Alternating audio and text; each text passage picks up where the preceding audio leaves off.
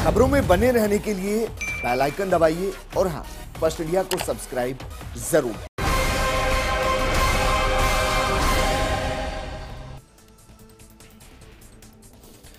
नमस्कार, आपके साथ में विजेंद्र सोलंकी और आप देख रहे हैं जवाब तो देना पड़ेगा। राजस्थान के इतिहास में पहली बार एक निगम का विभाजन कर दो निगम बना दिए गए, यानी जयपुर, जोधपुर और कोटा में 3 नहीं बल्कि 6 निगम होंगे।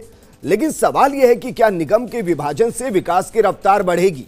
क्या निगम के विभाजन से सिर्फ नेताओं की संख्या बढ़ती नजर आएगी या फिर कामों की संख्या भी बढ़ेगी? सवाल यह भी है कि क्या अल्प समय में चुनाव को कराने के दौरान पार्टियां आदर्श प्रचार कर अपने मुद्दों को रख पाएगी या निगम के चुनाव में भी जुबानी तीर ऐसे चलेंगे जैसे लोकसभा का चुनाव हो रहा हो? सवाल क्या वाकई में चुनाव वार्डों के विकास, निगम के काम और शहर के सौंदर्यीकरण की सोच पर लड़ा जाएगा या फिर हिंदू मुसलमान के नाम पर, सरकार की विफलताओं के आरोपों पर और विपक्ष के सियासी चक्रव्यूह की रचना पर?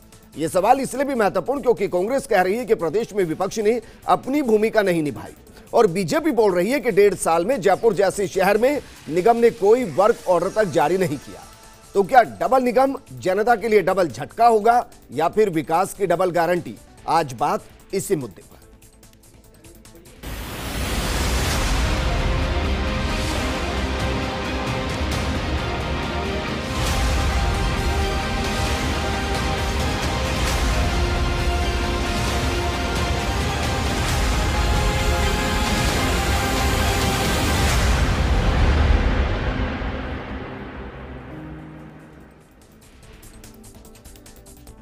तो सवाल यही है कि क्या डबल निगम चुनाव वाकई में विकास की डबल गारंटी है? और इस पर बात करने के लिए हमारे साथ बेहद खास पैनल मौजूद। हमारे साथ मौजूद हैं घनश्याम ओझा जी, पूर्व मेयर हैं जोधपुर के।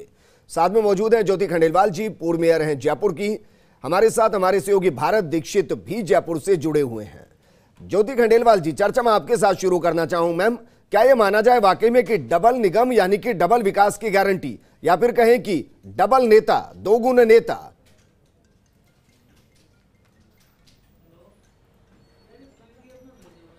नहीं, देखिए विजेंद्र, जिस तरह से जयपुर शहर का लगातार हम यूँ कहें कि विस्तार हो रहा है, ऐसी स्थिति में ये 2 निगम होने से, और वैसे भी हम जयपुर को अगर देखते भी हैं तो यहाँ का परकोटा एक अपनी अलग पहचान रखता है और यहाँ की समस्याएं, इस क्षेत्र की समस्याओं को हल करने के लिए समाधान हो की बात करें और चाहे विकास की बात करें, वो परकोटे और जो परकोटे के बाहर का जो क्षेत्र है, जो शहर है, उनमें भी बहुत अलग अलग होता है। दोनों के आप आज देखेंगे भी तो अगर आप मास्टर प्लान देखेंगे या भू रूपांतरण के नियम देखेंगे, वो भी अभी ये सब कुछ अलग अलग है।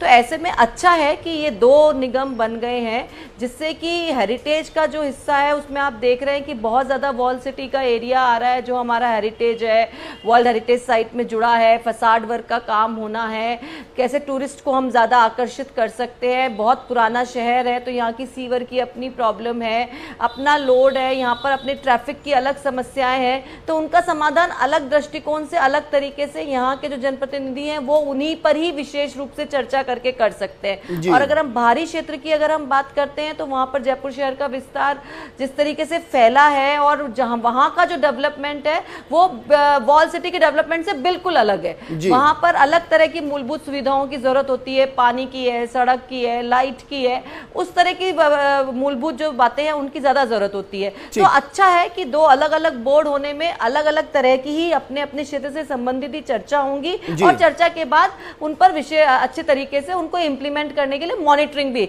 अगर वार्ड भी अगर बढ़ाए गए तो आप देखिए। ज्योति खंडेलवाल जी, वैसे आज मेरा मुद्दा नहीं, लेकिन फिर भी मैं आपसे पूछना चाह रहा हूं, तो इसके हिसाब से क्या ये मान लिया जाए कि राजस्थान में अगर 10 विधानसभा होंगी तो विकास ज्यादा होगा?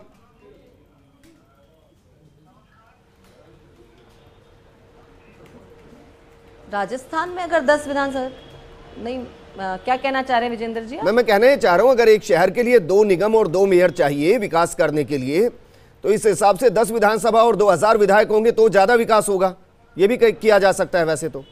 देखिए मैं नहीं नहीं विजेंद्र, नहीं विजेंद्र जी, आप एक बात देखिए कि ये तीन स्तरीय सरकारें हैं जी। शहरी सरकार को शहरी सरकार का दर्जा दिया गया है 74th अमेंडमेंट में, और उसे उस तरीके से वर्किंग के लिए उसको वहां पे जनप्रतिनिधि हो, ऑफिशियल्स हो, उन्हें उनके अधिकार मिले, इस तरह की व्यवस्था की गई है। अब उसके बाद राजस्थान सरकार है, उसके बाद केंद्र सरकार है। देखिए, अब लोकतांत्रिक स्ट्रक्चर तो एक ही है, उसको आप सरपंची से लेकर और लोकसभा तक ले जाइए, स्ट्रक्चर एक ही है, उसमें बहुत ज्यादा बदलाव नहीं है। लेकिन घनश्याम ओझा जी, सवाल मेरा यह है कि सर, क्योंकि अब चुनाव में तो आई गई, चुनाव होने हैं, तो फिर बीजेपी का दृष्टिकोण क्या है, किन मुद्दों पर चुनाव लड़ने वाली है? बिल्कुल ठीक है जी। हाँ, ऐसा है विजेंद्र जी, सबसे पहले जो आप बात कर रहे थे दो नगर निगम की, जोधपुर शहर की आबादी केवल 12 लाख है। इस 12 लाख की आबादी में दो निगम करना बहुत ही अव्यवहारिक है। न तो निगम के पास साधन है, न कर्मचारी है, न अधिकारी है। जब एक निगम भी कर्मचारियों की कमी से, साधनों की कमी से, अधिकारियों की कमी से जूझ रहा था, ऐसे समय में दो निगम करना किसी तरह से उचित नहीं है। इससे उल्टा जनता का काम बिगड़ेगा। और जिस प्रकार एक थाना होता है ना, कैसा एक ये मारपीट हो गई, ये कौन सा थाने का एरिया है, लोग ढूंढेंगे कि निगम को इस निगम का है या उस निगम का है, मैं अपने काम के लिए किस निगम में जाऊं, तो लोग बहुत तकलीफ पाएंगे। केवल जातिगत तुष्टीकरण के लिए, राजनीतिक फायदा उठाने के लिए इन्होंने ऐसा काम किया है। ठीक है, लेकिन घनश्याम ओझा जी, अब इसको बदला तो जा नहीं सकता सर। उज्जवल भविष्य की कामना ही की जा सकती है कि डबल निगम, डबल विकास की गारंटी, हम तो अब यही समझकर चलेंगे, बदला थोड़ी ना जा सकता है। तो सवाल अब ये है कि आप किन मुद्दों पर चुनाव लड़ने वाले हैं? बिल्कुल बिल्कुल, आप सही कह रहे हैं। हम लोग ऐसा है ना, जो 5 साल हमारे बीजेपी का बोर्ड जो रहा है, इससे निकल गया था ना, इस बोर्ड ने जो काम किए 5 साल तक, ठीक है ना, उस काम के मुद्दे पर हम चुनाव लड़ेंगे। पहली बार साहब बीजेपी का बोर्ड रहा, इसमें महापौर लगातार हर वर्किंग डेज में 4 घंटा उसने निगम में अपना समय दिया है और 4 घंटा गज में अपने कार्यकर्ताओं से मिलकर समय दिया। इसी प्रकार से जो भी जितने भी थे हमारे हर वार्ड में हमने समान रूप विकास कार्य किए। पूरे जोधपुर शहर में हमने 5 साल में लगभग 300 करोड़ के विकास कार्य हम लोगों ने किए। हम लोगों ने 1800 कर्मचारियों की भर्ती 10 साल बाद पहली बार की। इसी प्रकार काम को सिंप्लीफाइड करने के लिए जो सरकार ने आज रूल जारी किया कि मौका रिपोर्ट की जरूरत नहीं है, 500 मीटर तक के नक्शे पास करने के लिए कोई किसी प्रकार की फॉर्मेलिटी जरूरत नहीं है, वो हम बहुत पहले कर चुके हैं। और साथ ही मैं तो कहूँगा, मैंने भ्रष्टाचार से लंबी लड़ाई लड़ी है। मैं अपने भ्रष्ट अधिकारियों के खिलाफ एससीबी में खुद अपनी ओर से गया। मैं एक मेयर कभी आज तक एक रिकॉर्ड होगा पूरे हिंदुस्तान का, जब मेयर खुद एससीबी में गया है अपने कर्मचारी को भ्रष्टाचार की रिपोर्ट लेके। निश्चित रूप से जनता को मुद्दे हमने उठाए हैं, जनता के लिए हमने काम किया। इसी हमारे काम के बलबूते पे और जिस प्रकार भारतीय जनता पार्टी की जो विजन है, सबका साथ सबका विकास, उसको लेकर जिस प्रकार राजस्थान में हमारी जब सरकार थी हमने काम किए, जब केंद्र में जो सरकार काम कर रही है, इन सब मुद्दों को साथ में लेकर हम चुनाव लड़ेंगे। ठीक है घनश्याम जी, रोक रहा हूं मैं आपको, थोड़ी सी ग्राउंड रियलिटी समझ लेते हैं। भंवर आचारण मेरे सहयोगी मेरे साथ जुड़े हैं। भंवर, कोटा वैसे महत्वपूर्ण है, शिक्षा नगरी कहिए, 7 वंडर्स कहिए, या फिर अब 2 निगम कहिए, जनता कितनी तैयार है? क्योंकि शॉर्ट टर्म के अंदर ये चुनाव हो रहे हैं, बहुत ज्यादा वक्त नहीं मिलेगा नेताओं को भी जनता तक पहुंचने के लिए, तो जनता क्या सोच रही है? बिल्कुल, और जैसे ही विजेंद्र, बिल्कुल जैसे इलेक्शन शेड्यूल जारी हुआ है नगर निगम चुनावों को लेकर, नगर निगम कोटा इलाके में भी सुगबुगाहट शुरू हो गई है। आपने कहा कि कोटा पढ़ने पढ़ाने वालों का शहर है, युवाओं का शहर है। मेरे साथ कुछ युवा मतदाता मौजूद है, उनसे मैं जानने की कोशिश करता हूं कि जो डबल नगर निगम हुआ है वो उनके लिए किस तरह का एक्सपीरियंस रहने वाला है, और डबल नगर निगम होने के बाद किन मुद्दों पर कोटा का युवा वोट करेगा। पहले तो ये जो डबल नगर निगम हुआ है, ये हमारे कोटा शहर के लिए बहुत खुशी की खबर है। इससे जो भी कार्य हैं जल्दी से जल्द लोगों की सुनवाई होगी, काम जो अटके पड़े हुए हैं जल्दी से जल्दी पूरे होंगे और विकास अच्छे से हो पाएगा शहर का। क्या अब मुद्दे क्या रहेंगे वोट करने के? कैसा कोटा, कैसा शहर, कैसा जनप्रतिनिधि चाहते हैं? जनप्रतिनिधि हम इस तरह का चाहते हैं जो लोगों के बीच में रहे और समय समय पे साफ़ सफाई, नाली, सड़क, इस तरह की पूरी व्यवस्थाएं टाइम टाइम पर देखे। बस हम इसी तरह के प्रत्याशी। पहले 65 वार्ड थे नगर निगम में, अब 150 वार्ड हो गए हैं। कोटा उत्तर, कोटा दक्षिण 2 नगर निगम हो गए हैं। तो ये कितना अलग लग रहा है और इससे क्या उम्मीदें हैं आपको? इससे उम्मीदें हैं कि इसमें जो मतदाताओं का अच्छे से विकास होगा और जो इस इलाके में विकास होगा और जो मतदाता हैं, जो जनता है, उनकी अच्छे से सुनवाई होगी। जी, कोरोना काल चल रहा है, बहुत मुश्किल दौर है, महामारी का वक्त है, ऐसे वक्त में भी चुनाव हो रहे हैं, आप तैयार हैं वोट करने के लिए? ये मेरा अधिकार है मत देना, तो और वोट के लिए भी मैं तैयार हूँ। और अभी ये जो माननीय शांतिधारी वाल जी ने इसको कोटा उत्तर कोटा दक्षिण में बांटा, 70 हमारे इधर उत्तर में और 80 यहाँ पर है। इसमें 14 भाग तो लाडपुरा के, 16 भाग उधर है। तो इस तरह से 56 कोटा उत्तर में आते हैं हमारे। और कोटा उत्तर की जो जनता है वो तैयार बैठी है मतदान करने के लिए। चलिए भंवर, मैं वापस आपके पास तो आऊंगा, क्योंकि ये तो अच्छी चीज है कि जनता में कोरोना का डर कम और रुझान ज्यादा दिखाई दे रहा है वोट को लेकर। वो पंचायत चुनाव में भी दिखाई दिया है। भारत दीक्षित, आपके पास मैं आना चाहूंगा, क्योंकि जयपुर अब स्मार्ट और हेरिटेज दो अलग अलग होगा, निगम दो अलग अलग होंगे। जनता क्या कुछ सोच रही है, और जिस तरीके से चुनाव को लेकर कांग्रेस तैयार नहीं थी, फिर कोर्ट की तरफ से कहा गया कि चुनाव कराने हैं, अब दोनों पार्टियां धीरे धीरे तैयारी कर रही है। आपको जमीन पर क्या दिखाई दे रहा है?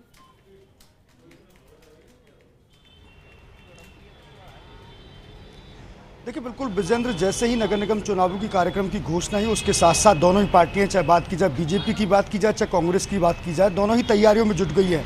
इसके साथ साथ जो पार्षद प्रत्याशी हैं वो भी अब अपना विजन तैयार करके फील्डों में जाना शुरू हो गए हैं। उसके साथ साथ जो आम जनता है, आमतौर पर आम जनता की यही समस्या रहती है कि जब भी उन्होंने पार्षद चुने हैं, लेकिन पार्षद बनने के बाद कोई पार्षद है वो ग्राउंड पर नहीं आता है। इसी के लिए हमारे पास कुछ लोग यहाँ पर मौजूद हैं, उनसे बात करने की कोशिश हम बोल करते हैं कि नगर निगम के चुनाव अब नज़दीक आ चुके हैं, आप कैसा पार्षद चुनना चाहते हैं? क्योंकि आमतौर पर देखा जाता है कि आपकी समस्याएं जब भी आती हैं तो आप पार्षद आपके बीच में नहीं होते। सर हम ऐसा पार्षद चाहते हैं सर जो हमारी समस्या को सॉल्व करे। सर ये चुनाव के टाइम पे सर हाथ जोड़ के हमारे पास आ रहे थे भीगी बिल्ली बन के कि सर हमें चुनाव दीजिए, सर हम आपकी ये समस्या करेंगे, रोड लेके आएंगे, पानी लेके आएंगे, सिविल लाइन बनवाएंगे, आपके शहर में डेवलपमेंट लेके आएंगे, आपके शहर को एक ग्रीन सिटी बनाएंगे। बट सर आप खुद देख रहे हैं सर कैसा हाल चल रहा है, ना सफाई होती है, ना ढंग से कूड़े वाली गाड़ियाँ आती है। सर जनता को सर पागल बनाया जा रहा है, गुमराह किया जा रहा है। सर कुछ काम नहीं करते हैं, चुनाव जीत लेते हैं, उसके बाद हम उनको कॉल लगाते हैं कि सर हमारी सोसाइटी में आगे सर हमारे को ये काम करिए, सर ये गंदगी साफ कराइए, ये प्रॉब्लम है, वो प्रॉब्लम है। सर कुछ भी नहीं किया जाता है, खाली हमको खाली गुमराह किया जाता है। ना फ़ोन उठाते हैं, ना कोई बात करते हैं हमसे, और कभी अगर भूले भी इसके कभी कॉल उठा भी लिया, कोई बात कर भी ली, कोई एक्शन नहीं होता। सर ये पार्षद हो, सर कोई भी हो, सर चाहे कांग्रेस पार्टी हो चाहे बीजेपी पार्टी हो, सर कोई हमारी जनता की नहीं है, आम जनता कोई नहीं है। जनता सर यही है, अपने रोज़ कमाती है, रोज़ खाती है। पार्टियाँ सारी सर नेता खाली अपने खुद के लिए कमाते हैं, कुछ नहीं करते हैं। हमारे साथ एक पार्षद पर प्रत्याशी भी यहाँ पर मौजूद है, उनका क्या विजन रहेगा? सर नगर निगम के चुनाव आ गए हैं, समय बेहद बहुत कम है, आम लोगों की समस्या है कि पार्षद हमारे पास नहीं आते हैं, कचरा नहीं उठता है, लेकिन आप पार्षद उसका चुनाव लड़ रहे हैं, क्या विजन आपके पास रहेगा? सर देखो, कम से कम जनता मेरे लिए ये नहीं कह सकती कि पार्षद जनता के बीच में नहीं आता है, क्योंकि मैं पहले भी यहाँ से पार्षद था, अभी बीच में 5 साल पार्षद नहीं रहा तो भी जनता के बीच में था। और मेरा आगे भविष्य में जो सोचने का मानसरोवर की जो मेन समस्या है, देखो भारत, मैं आपको रोकना चाहूंगा, पहले ये बताइए, क्या वो वर्तमान पार्षद हैं या फिर किसी पार्टी ने उनको टिकट दे दिया है, या फिर वो खुद टिकट की दौड़ में है?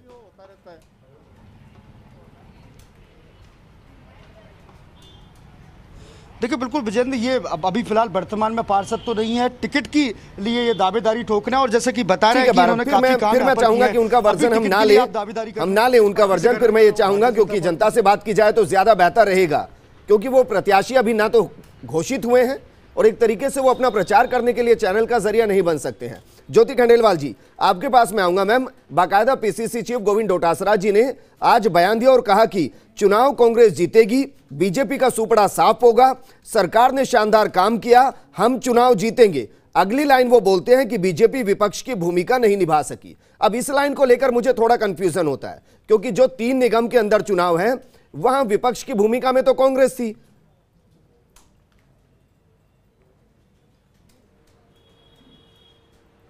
नहीं, मैं ये कहना चाहूँगी कि जो अध्यक्ष जी का जो बयान था वो यही बयान था कि पिछले जब से कांग्रेस की सरकार आई है तब से जिस तरह से राजस्थान में कांग्रेस की सरकार ने लगातार काम किए हैं, आप खुद ही देखेंगे कि हर शहरी निकाय में इस समय जिस तरह डेवलपमेंट के वर्क चल रहे हैं, चाहे आप कोटा उठा करके देखिए, कोटा के किसी भी क्षेत्र में चले जाइए, वहाँ पे आपको विकास के कार्य होते हुए नजर आएंगे। जयपुर को तो मेट्रो की सौगात मिली है, स्मार्ट सिटी की सौगात मिली है, स्मार्ट सड़क बन करके तैयार हो गई है, आरओबी की मिली है, सड़कों की मिली है, गार्डन्स की सौगात मिली है। तो ऐसे में हर तरफ जिस तरह से विकास के काम हो रहे हैं, और इसी के साथ साथ जिस तरह से निगम ने कोरोना काल में चाहे वो मुख्यमंत्री जी की भावना के अनुरूप कोई व्यक्ति भूखा न सोए, उस तरह से अपने भोजन बांटने के काम को किया हो, सैनिटाइजेशन के काम को किया हो।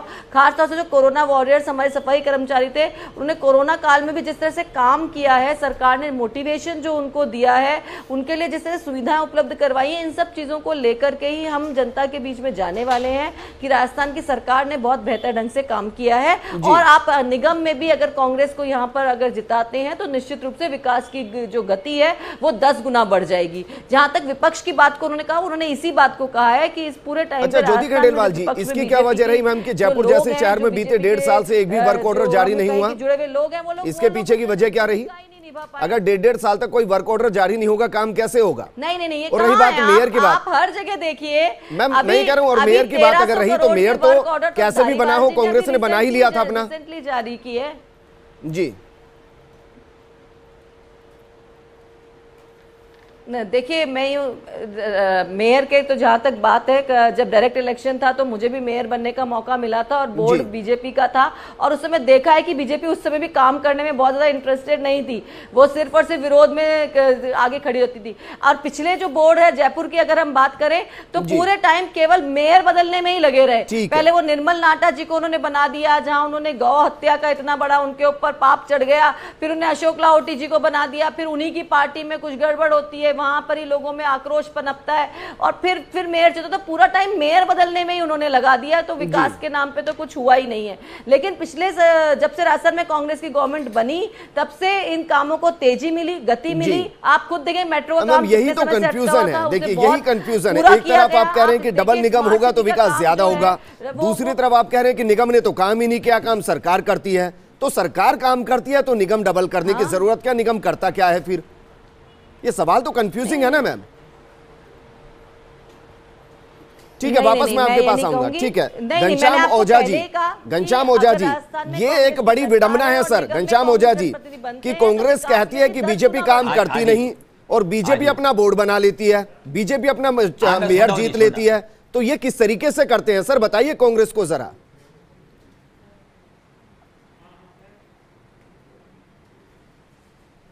देखो, जनता बहुत होशियार है, बिना काम जनता कभी वोट नहीं करेगी। वो जानती है कि बीजेपी का कार्यकर्ता, बीजेपी का पार्षद, बीजेपी का मेयर हर समय हमारे बीच में रहता है, हमारे सुख में दुख में भागीदारी निभाता है, हर समय मिलता है, हमारे फोन उठाता है और काम को करने की कोशिश करता है। मैं नहीं कहता सभी काम हम लोग कर पाते हैं जी, ठीक है ना, लेकिन लोग कोशिश करते हैं काम करने की, चाहे कचरे की बात हो, कोई विकास की बात, सब करते हैं। जहाँ तक शहर में विकास की बात है, जो विकास के काम चल रहे हैं, जोधपुर शहर में भी काम चल रहे हैं, वही काम क्यों चल रहे हैं जो हमारे बोर्ड ने जिनके टेंडर जारी किए थे, जिनके कार्य आदेश जारी किए थे, वो काम शहर में आज चल रहे हैं। हमारे कामों को वो भुनाने की कोशिश कर रहे हैं, लेकिन जनता समझ रही है कि ये काम किसने किए थे, वर्क ऑर्डर में साइन किसके हैं, फाइल पे साइन किसके हैं। तो निश्चित रूप से बीजेपी के काम को लोग देकर सराहना करता है। इसी के कारण हम लोग बार बार हमारा बोर्ड बनता है, बार बार हमारे पास से जीतता है, बार बार हमारा मेयर बनता है। ठीक है सर, अब क्योंकि मेरे पास वक्त कम है, मेरे पास वक्त कम है, तो 2 लाइनों का जिक्र कर रहा हूं। पहली बात तो बीत गई सो बात गई, और दूसरा आगे की सुध ले। तो आगे की सुध लेते हुए अब वो मुझे मुद्दे बताइए जिन पर बीजेपी चुनाव लड़ने वाली है। वो छोड़ दीजिए जो हो चुका है, अब कौन से मुद्दों के साथ चुनाव लड़ा जाएगा? ऐसा जी, हमारे विजेंद्र जी जो जोधपुर शहर के जो काम बोर्ड में मक्खी फंस गए थे, निश्चित रूप से उन मुद्दों को लेकर हम चुनाव लड़ रहे हैं। सबसे बड़ी हमारी प्रॉब्लम यहाँ पानी ड्रेनेज की है। तो ड्रेनेज में हमने काफी काम करने की कोशिश की, लेकिन एक काम हम कर पाए थे, 2 काम बाकी अभी है। तो निश्चित रूप से हमारा बोर्ड बनने के बाद में हम वो ड्रेनेज का काम हम करेंगे। सर मैं कह रहा हूँ प्रचार के दौरान, ये प्रचार के दौरान करौली तो नहीं आएगा, प्रचार के दौरान करौली तो कहीं सुनाई नहीं देगा, मैं ये पूछ रहा हूँ बीजेपी से। नहीं जी, बिल्कुल नहीं। देखो, निश्चित रूप से जो कांग्रेस ने गलत काम किए उनको जनता तक पहुंचाना हमारे काम है। जैसे बिजली का सबसे बड़ा मुद्दा है, अभी उन्होंने बिजली मैं इसलिए कर रहा हूं सर क्योंकि भरतपुर में चुनाव नहीं है, उसमें जयपुर, कोटा और जोधपुर में चुनाव है, और ये करौली का हिस्सा नहीं है। तो करौली में जो हुआ वो तो नहीं बुनाया जाएगा। हाँ, लेकिन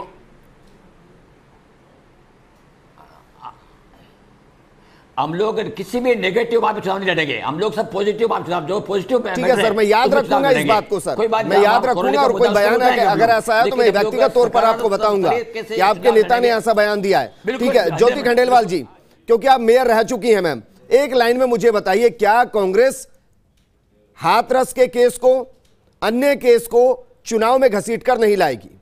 वो विजनरी डॉक्यूमेंट के साथ आगे बढ़ेगी और उस पर चुनाव लड़ेगी? देखिए, मुझे बिल्कुल निश्चित रूप से हम जो विकास के काम जिस तरीके से राजस्थान में इस समय चल रहे हैं, तेज गति से चल रहे हैं, उन्हीं कामों को लेकर के आगे चलेंगे कि निगम में भी अगर राजस्थान में कांग्रेस को प्रतिनिधित्व मिलता है तो विकास के कामों को 10 गुना तेज गति मिल सकती है। और इसके लिए जरूरी है कि आप अपनी शहरी सरकार जो है वो कांग्रेस की चुने, जिससे विकास के कामों को गति मिले। और उसी के अनुरूप ही जो है हम जनता के बीच में जाएंगे कि जनता हमारे विकास के कामों को, इस समय आप देख भी रहे हैं, चाहे पेंशन की बात हो, गरीबों को, वृद्ध को पेंशन देने का काम हो, वो हमने बहुत समय से, इस समय पर भी बहुत तरीके से, बहुत समय पर किया। लोगों को भोजन देने का काम हो, सफाई का काम हो, लाइट का काम हो, विकास के काम हो, बड़े प्रोजेक्ट्स हो, हर तरह का काम में निगम ने अपनी एक बहुत महत्वपूर्ण भूमिका निभाते हुए जो है वो काम किया है। और उन्हीं विकास के कामों को लेकर के हम शहरी सरकार बनाने में कांग्रेस के पक्ष में लोगों को मत देने की अपील करेंगे। और हमें पूरा विश्वास है कि राजस्थान की जनता जिस तरह से इस समय त्रस्त है कि विपक्ष कहीं दिखाई नहीं दे रहा, सरकार जो है वो लगातार हमारे बीच में है, हमारे मंत्री हमारे साथ हैं, हमारे जनप्रतिनिधि हमारे साथ हैं, उस भावना के अनुरूप इसका फिर मैं जानना चाह रहा हूं, इसका निगम के चुनाव से क्या लेना देना? मैम, नगर निगम में इन बातों का निगम के चुनाव से क्या लेना देना? वापस मैं आपके पास आऊंगा। भारत, आपके पास मैं आना चाहूंगा, क्योंकि इस बार माना जा रहा है कि विधायक की सुनी जाएगी कि किस वार्ड से किसको पार्षद के लिए टिकट देना है। यहां तक बात सामने आ रही है कि एक वार्ड से एक ही नाम आगे आएगा और उसको फाइनलाइज किया जाएगा। यह प्रैक्टिस बहुत जल्दी करनी होगी। तो आपको जमीनी स्तर पर कुछ दिखाई दे रहा है कि बहुत ज्यादा नेता कहीं की तरफ दौड़ रहे हो, जूते घिस रहे हो?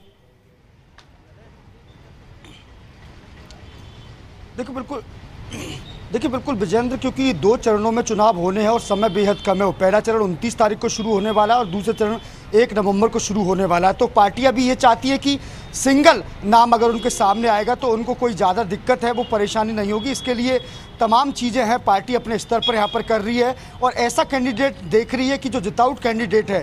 क्योंकि ऑल ओवर इस बार की अगर बात की जाए तो दो निगम में चुनाव हो रहे हैं। ग्रेटर निगम की बात है, वही हेरिटेज निगम की बात है। तो 250 वार्ड है, 250 पार्षदों का चुनाव है, पार्टियों को करना है, टिकट यहाँ पर वितरण करना है। तो सिंगल अगर नाम पैनल का आएगा तो उसको फाइनल करने में किसी प्रकार की कोई दिक्कत नहीं होगी।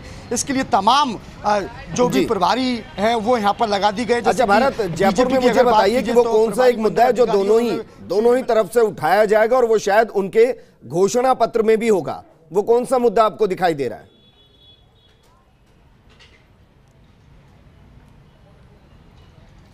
देखिए विजेंद्र, आपने सबसे पहले देखा होगा कि काफ़ी कुछ दिनों पहले आवारा पशुओं का मामला है, बेहद गंभीर मामला था। इसके चलते एक विदेशी नागरिक की भी मौत हुई थी। तो आमतौर पर आवारा पशुओं का मामला खासा गहराया यहाँ पर रहता है। उसके साथ साथ सफाई की अगर बात की जाए तो सफाई एक ऐसा मुद्दा है जो दोनों पार्टियां हैं अपने घोषणा पत्र में उसको ला सकती हैं, क्योंकि इस वक्त सबसे ज़रूरी है वो सफाई की व्यवस्था है। जैसे कि हमने कुछ लोगों से बात की तो उनकी भी यही समस्या थी कि सफाई ठीक ढंग से यहाँ पर नहीं हो पाती है। तो कहीं ना कहीं जिस प्रकार से कांग्रेस का, यानी कि आप ये कह रहे हैं कि निगम के जो मूलभूत काम है उन्हीं को बड़ा मुद्दा बनाकर दोनों पार्टियां चुनाव लड़ेंगी। घनश्याम ओझा जी, सर, सड़क देना, पानी देना, सफाई कराना, आवारा पशुओं को शहरी आबादी से दूर रखना, ये दरअसल मूलभूत काम है जो निगम को करने चाहिए। इसके अलावा कोई बड़ा मुद्दा जिसको लेकर जोधपुर में चुनाव लड़ते हुए दिखाई देंगे? एक मुद्दा सिर्फ सर।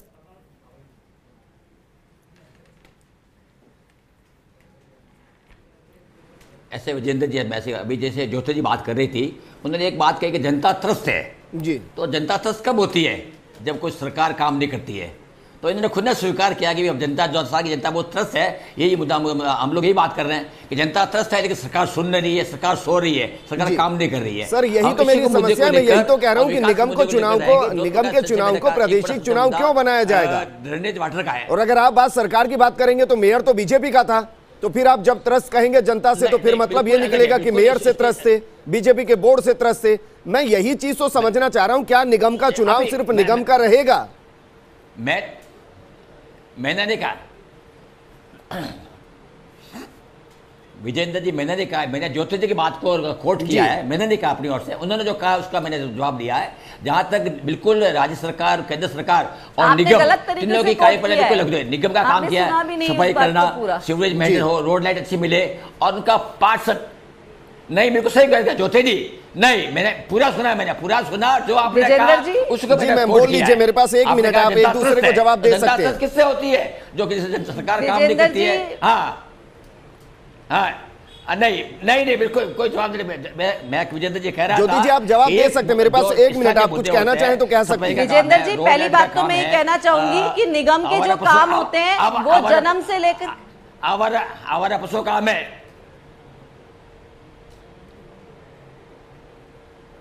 सभी तरह के होते हैं, सब काम होते हैं, ठीक है, सब काम ठीक है, ये इस काम में जाएंगे। मैं ये कहना चाहती हूँ विजेंद्र जी कि निगम का जो काम होता है वो जन्म से लेकर मरण तक होता है। आपको जन्म प्रमाण पत्र बनाना हो, मृत्यु प्रमाण पत्र बनाना हो, अपनी जमीन का पट्टा लेना हो, सफाई करवानी हो, लाइट करवानी हो, सीवर, सब काम होते हैं। लेकिन इन सबसे इंपॉर्टेंट बात ये होती है कि आप उसमें जनता कितनी आसानी से जनप्रतिनिधि तक, अधिकारियों तक पहुंच सकती है और वो अपना काम करा सकती है। क्योंकि हर व्यक्ति को हमेशा कभी ना कभी निगम से जरूर काम जो है वो 24/7 निगम को काम करना होता है। और वो कितना जनता के नजदीक है, कितना जनता उसको इजीली अप्रोच कर सकती है। उम्मीद करूंगा कि दोनों ही पार्टियां नजदीकी जनता के साथ बना पाएगी और चुनाव को जीतने के लिए मुद्दों को स्थानीय और निगम तक ही सीमित रखेगी, ना तो उनको राष्ट्रीय मुद्दों में तब्दील करेगी और ना ही प्रादेशिक मुद्दों में तब्दील करेगी, क्योंकि निगम का चुनाव है, निगम के मुद्दों पर लड़ा जाना चाहिए। शुक्रिया घनश्याम ओझा जी, ज्योति जी आपका भी शुक्रिया और भारत आपका भी शुक्रिया। देखिए चुनाव है निगम का, उम्मीद करेंगे कि ये चुनाव निगम का ही रहे।